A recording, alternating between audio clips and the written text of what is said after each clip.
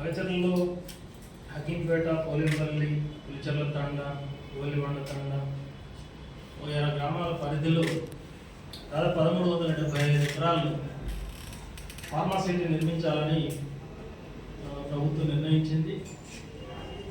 దీనికోసం భూసేకరణ జరిపేదానికి నోటిఫికేషన్ కూడా విడుదల చేసింది.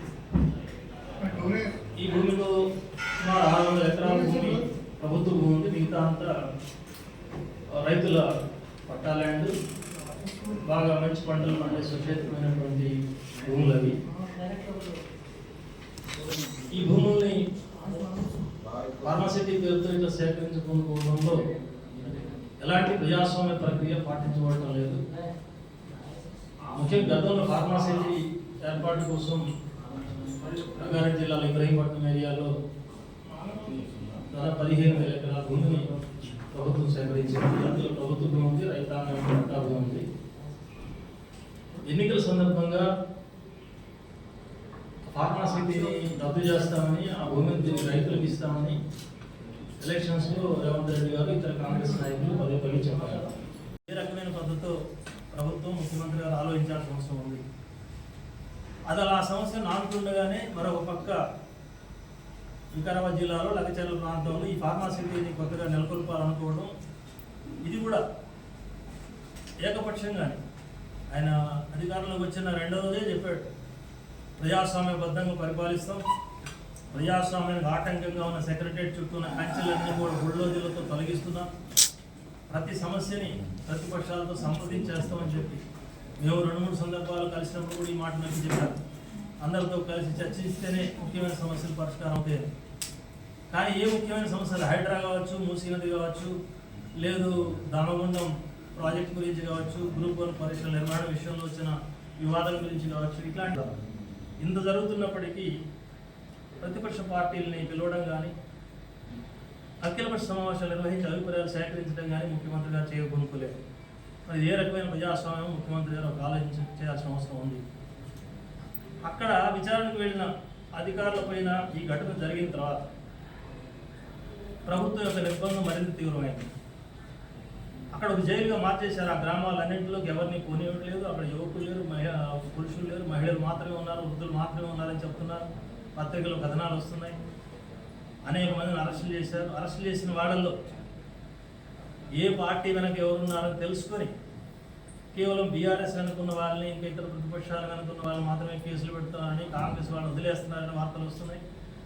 ఈ వార్తలు ఏది వాస్తవం ఏది వాస్తవం కాదని తెలుసుకోవడానికి అక్కడ ప్రయత్నం చేసిన ప్రతి ఒక్కళ్ళని, ప్రజా సంఘాల వాళ్ళు, నాకు సంబంధించిన కార్యకర్తలు కూడా అక్కడ పోవడానికి ప్రయత్నం చేశారు, గిరిజన సంఘం వాళ్ళు, ఇంకా మిగతా మిత్రులు. కానీ ఎవరిని లోపల ప్రవేశించనివ్వట్లేదు. ఇంటర్నెట్ కట్ చేయాల్సిన అవసరం ఏంటి, ఎవరిని పోనీయకుండా ఆపాల్సిన అవసరం ఏంటి, ఇది ఏ రకమైన ప్రజాస్వామ్యం అనేది మాకు అర్థం కావట్లేదు. కాబట్టి రేవంత్ రెడ్డి గారికి మేము ఇప్పటికైనా విజ్ఞప్తి చేస్తున్నాం, ఈ నిర్బంధ చర్యలు ఆపండి. ఒక ఘటన జరిగింది, దానిపైన విచారణ జరపడంలో అభ్యంతరం లేదు, దోషులపైన కేసు పెడితే అభ్యంతరం లేదు. కానీ దాన్ని చూపించి మొత్తం ఒక జైలు లాగా మార్చి ఆ ప్రాంతాన్ని, అక్కడున్న ప్రజలందరినీ భయభ్రాంతులు చేసే ప్రయత్నం, ఇది ఏమాత్రం సమర్థనీయం కాదు. ఇట్లాంటి నిర్బంధాలు ప్రయోగించిన వాళ్ళ గతంలో రాజకీయంగా నష్టపోయిన సంగతి కూడా గమనించాలి. అట్లాంటి నష్టానికి గురి కావద్దు కాంగ్రెస్ అని మేము భావిస్తున్నాం. ప్రజలు ఇచ్చిన మ్యాండేట్ని సక్రమంగా 5 సంవత్సరాల పాటు అమలు జరపాలి. ఆ రకమైనటువంటి సమస్య వచ్చిన ప్రతి చోట ప్రజాస్వామ్యబద్ధంగా వ్యవహరించండి అని చెప్పి మేము కోరుతున్నాం. అందుకే ఈ సమస్య పైన వాస్తవాలు తెలుసుకునేదానికి, అక్కడ రైతాంగానికి రక్షణగా నిలబడే దానికోసం మేము ఆలోచిస్తున్నాం పార్టీగా. అంతేకాదు వామపక్ష పార్టీలతో కూడా వాళ్ళు సంప్రదించాం, వాళ్ళు కూడా సానుకూలంగా స్పందించారు. 21వ తేదీన లగచర్ల రైతులను కానీ ఇంకా ఇతర ప్రజలను కానీ కలుసుకొని వాస్తవాలు ఏంటో తెలుసుకొని, ఆ తర్వాత ముఖ్యమంత్రి గారిని కలిసి వాస్తవాలు వివరించి ఆ సమస్యను శాంతియుతంగా పరిష్కరించేదానికి, రైతాంగానికి తగిన న్యాయం జరిపించే దానికోసం కృషి చేయాలని చెప్పి మేము నిర్ణయం తీసుకున్నాం. ఆ రకంగా జరుగుతున్న ఈ కృషికి ప్రభుత్వం సహకరించాలి. అట్లాగే ప్రజలు కూడా, మీ ద్వారా ప్రజలు కూడా విజ్ఞప్తి చేస్తున్నాం, ఆ ప్రాంత ప్రజలు కూడా సహకరించాలని విజ్ఞప్తి చేస్తున్నాం. మరి గతంలో వెళ్ళిన ప్రతి ఒక్కరిని అరెస్ట్ చేశారని, నిర్బంధం ప్రయోగించారని చెప్తున్నారు. అట్లాంటి ఆలోచన పూనుకోవద్దని చెప్పి ప్రభుత్వాన్ని హెచ్చరిక చేస్తున్నాను. అదే జరిగితే ఇక వామపక్ష పార్టీలకు కూడా తాము వెళ్ళదలుచుకున్న గ్రామానికి వెళ్ళి ప్రజల్ని కలుసుకునే అవకాశం లేకపోతే రాజకీయ పార్టీలు కూడా ఇంకా అది ఒక లగజర్ల సమస్యగా మిగలలేదు. అది రాష్ట్ర వ్యాప్త ప్రజాస్వామ్య సమస్యగా ముందుకు వస్తుంది. అప్పుడు రాష్ట్ర వ్యాప్తంగానే స్పందించాల్సిన అవసరం కూడా వస్తుంది. అందుకు తగిన నిర్ణయాలు తీసుకోవాల్సి వస్తుందని కూడా నేను ప్రభుత్వానికి చెప్పదలుచుకున్నాను. పోలీసు ఉందని, అధికారం ఉందని, ఎక్కువ మంది మేము గెలిచామని, ప్రజలు మా వెంటున్నారని అనుకుంటే అట్లా భావించిన వాళ్ళు చాలా నష్టపోయారు గతంలో. కాబట్టి అట్లా కాకుండా శాంతియుతంగా ఈ సమస్యను పరిష్కరించాలని, రైతాంగాన్ని న్యాయం చేయాలని సిపిఎం పార్టీ తరఫున మేము విజ్ఞప్తి చేస్తున్నాం. Thank you.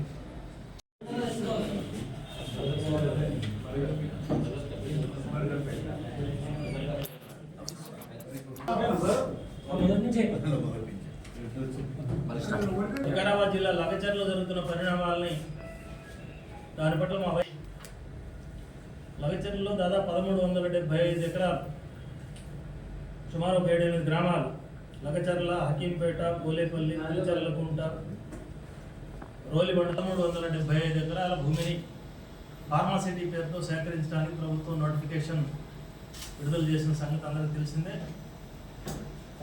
ఈ భూమిలో సుమారు 600 ఎకరాల భూమి ప్రభుత్వ భూమి ఉంది. మిగతా అంతా రైతుల యొక్క పట్టా భూమి, చాలా సారవంతమైన భూములు.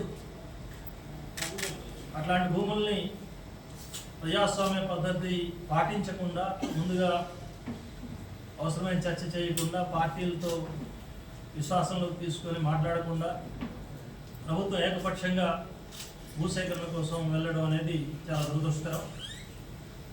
ఈ సందర్భంగా కలెక్టర్, ఇతర అధికారులు ఆ గ్రామంలో పబ్లిక్ విచారణ పేరుతో వెళ్ళినప్పుడు అక్కడ ఆవేశపూరితులైనటువంటి రైతులు కలెక్టర్ పైన, ఇంకా ఇతరుల పైన దాడి చేశారని వార్తలు వస్తున్నాయి. అలా దాడి చేయడం కరెక్ట్ కాదు. ఎలాంటి ఆవేశం ఉన్నా ప్రజాస్వామ్యయుతంగా చర్చించుకోవడం, తమ సమస్యను ప్రభుత్వానికి వినియోగించడం జరగాలి తప్ప భౌతిక దాడి అనేది పరిష్కారం కాదు. ప్రభుత్వ ఆదేశాలు అమలు జరగడానికి వచ్చినటువంటి అధికారులపైన కోపం, ఆవేశం ఉపయోగకరం కాదు. ఆ రకంగా జరిగితే అది మేము ఖండిస్తున్నాం. అదే సందర్భంలో ప్రభుత్వం ఆ సమస్య తీవ్రతని దృష్టిలో పెట్టుకొని తర్వాతనైనా ఆల్ పార్టీస్ మీటింగ్ పిలిచి చర్చించి దాని పూర్వాపరాలు వివరించి ఉంటే బాగుండేది. ముఖ్యంగా గతంలో కూడా ఇట్లాంటి ఫార్మాసిటీ ఏర్పాటు కోసం ఇబ్రహీంపట్నం ప్రాంతంలో దాదాపు 15,000 ఎకరాల భూమిని సేకరించారు. ప్రభుత్వ భూమితో సహా అనేక వేల ఎకరాల భూమి, పట్టా భూమిని కూడా స్వాధీనం చేసుకున్నారు. ఎన్నికల సందర్భంగా అది వివాదమైంది. అంతకుముందు రైతాంగం చాలా పెద్ద ఎత్తున ఆందోళన చేసింది, పాదయాత్రలు జరిగింది. మా పార్టీ ఆధ్వర్యంలో కూడా చాలా పెద్ద కార్యక్రమాలు జరిగింది. నేను స్వయంగా పాదయాత్ర చేశాను అక్కడ. ఆ తర్వాత ఎలక్షన్ సందర్భంగా కాంగ్రెస్ పార్టీ ఒక వాగ్దానం చేసింది, ఫార్మాసిటీని అక్కడ రద్దు చేస్తున్నాం, ఎన్నికల్లో మేము అధికారంలోకి వస్తే ఆ భూమిని రైతులకు వాపసు చేస్తామని కూడా మాట్లాడారు. కానీ ఏమి జరగలేదు. ఫార్మాసిటీ అయితే అక్కడ విరమించుకున్నామని చెప్తున్నారు, కానీ భూములు మాత్రం రైతాంగానికి వాపసు ఇవ్వకుండా ఆ 15,000 ఎకరాలతో ఇంకొక 15,000 ఎకరాలు కూడా సేకరించి 30,000 ఎకరాలతోటి 4th సిటీ దాన్ని సర్వాంగ సుందరంగా చేస్తామని, విశ్వనగరం చేస్తామని ఇలాంటి ప్రకటనలు చేస్తున్నారు. విదేశీ సంస్థలను ఆహ్వానించి అక్కడ వాళ్ళకి భూములు కేటాయిస్తారు. అధికార పార్టీకి సంబంధించిన వాళ్ళ కేసులు లేకుండా చేస్తున్నారనేది ఒక ఆరోపణ ఉంది. ఎంతవరకు కరెక్ట్ అనేది మేము అక్కడ పోయి పరిశీలిస్తే కానీ మేము పూర్తిగా చెప్పలేదు. ఫార్మా కంపెనీలకు ఫార్మా ఉత్పత్తులు లేకుండా ప్రజలే బతకలేదు. కానీ ఎక్కడ అది రైతాంగానికి 2 పంటలు పండే భూములు, సారవంతమైన భూములు ఇవ్వాల్సిన అవసరం లేదు. కాబట్టి దానికి కూడా గైడ్లైన్స్ ఉన్నాయి. నిసారమైన భూములు, ఊరికి దూరంగా ఉండే భూములు. ఇప్పుడు ఇబ్రహీంపట్నంలో మేము వ్యతిరేకించాం. ఎందుకు వ్యతిరేకించాం? హైదరాబాద్ సిటీకి అతి దగ్గరలో ఇబ్రహీంపట్నం ప్రాంతంలో డెన్సిటీ కూడా, ప్రజా సాంద్రత కూడా చాలా ఎక్కువ. అట్లాంటి డెన్సిటీ ఉన్న ప్రాంతాల్లో ప్రజల ఆరోగ్యానికి నష్టం. అట్లాంటి వద్దని మేము వ్యతిరేకించాం. ఇప్పుడు కూడా ఈ కోణంలోనే పరిశీలన చేస్తాం. గవర్నమెంట్, సెంట్రల్ గవర్నమెంట్, పర్యావరణ ఏజెన్సీలు స్పష్టమైన గైడ్లైన్స్ ఉన్నాయి. ఈ గైడ్లైన్స్కి అనుగుణంగా జరుగుతుందా లేదా పరిశీలన చేయాలి. అది చేసి ప్రజలకు నష్టం లేకుండా చేయాల్సిన అవసరం ఉంది. దాంతోపాటు చేయాల్సి వస్తే కూడా భూసేకరణ ఎట్లా జరగాలనే దానికి ఒక గేట్ డ్రైవ్ ఉంది. 2013లో కేంద్ర ప్రభుత్వం చట్టం తీసుకొచ్చింది. ఆ చట్టం ప్రకారం వాళ్ళ నష్టపరిహారం ఇవ్వట్లేదు. తెలంగాణ గవర్నమెంట్ వచ్చిన తర్వాత ఈ టీఆర్ఎస్ఏ ప్రాజెక్టు కోసం మొత్తం మార్చేసింది. మల్లన సాగర్ కోసం మొత్తం మార్చేసి 2016లో వేరే చట్టం తీసుకొచ్చారు. దాన్ని వ్యతిరేకిస్తున్నాం, ఇప్పటికీ వ్యతిరేకిస్తున్నాం. నష్టపరిహారం ఇవ్వాల్సి వస్తే కూడా 2013 చట్టం ప్రకారం వాళ్ళకి పోతుంది. ఇప్పుడు పత్రికల వార్తల ద్వారా తెలుస్తుంది ఏంటంటే అక్కడ తేలిగా 10 నుంచి 50 లక్షల దాకా ఉన్న భూమికి 10 లక్షలు నష్టపరిహారం ఇవ్వడానికి ప్రతిపాదిస్తున్నారు. అది చాలా తప్పు. అది రైతులను దోపిడీ చేయటమే. కాబట్టి దాన్ని కూడా మేము వ్యతిరేకిస్తాం. కేసీఆర్ కుట్ర చేయొచ్చు, కేసీఆర్ వ్యతిరేకంగా రేవంత్ రెడ్డి కుట్ర చేయొచ్చు, కానీ ప్రజలు కుట్ర చేయరు. మేము ప్రజల తరఫున ఉన్నాం, కేటీఆర్ తరఫున లేము, లేదా రేవంత్ రెడ్డి తరఫున లేము. కుట్రలు వీళ్ళిద్దరు చేసుకుంటారు. ఎందుకంటే వీళ్ళకి సీట్లు వస్తాయి కాబట్టి. ఆయన పోతే ఈయన ముఖ్యమంత్రి వస్తుంది కాబట్టి, ఈయన పోయింది కాబట్టి ఆయన ముఖ్యమంత్రి వచ్చింది కాబట్టి వీళ్ళిద్దరు కుట్రలు చేసుకుంటారు. కానీ వీళ్ళిద్దరు కలిసి ఇప్పుడు రైతాంగానికి వ్యతిరేక కుట్ర చేయదని కోరుతున్నాం. రైతులు మాత్రం క్షేమంగా ఉండాలని కోరుతున్నాం. అది పత్రికల్లో రాసిన వార్తలు. అది మేము వెళ్ళి పరిశీలిస్తే కానీ అక్కడ ఏం జరిగిందని తెలియదు. అది వెళ్ళి పరిశీలించిందో తప్పకుండా మళ్ళీ ప్రెస్ మీట్ పెడతాం. మేము గమనించిన విషయాలు నాకు తెలిసినంతవరకు బీఆర్ఎస్ పార్టీ వాళ్ళే కాదు, మొత్తం అన్ని పార్టీ వాళ్ళు ఉన్నారు. అక్కడ భూములు కోల్పోయే 1375 ఎకరాలు, 600 ఎకరాలు ప్రభుత్వ భూమి పోవడం, మిగతా భూమి అంతా కూడా ఒక పార్టీకి సంబంధించింది కాదు. ఆ పార్టీకి సంబంధించిన వాళ్ళు పాల్గొన్నారు. బీఆర్ఎస్ పార్టీ వాళ్ళు, కాంగ్రెస్ పార్టీ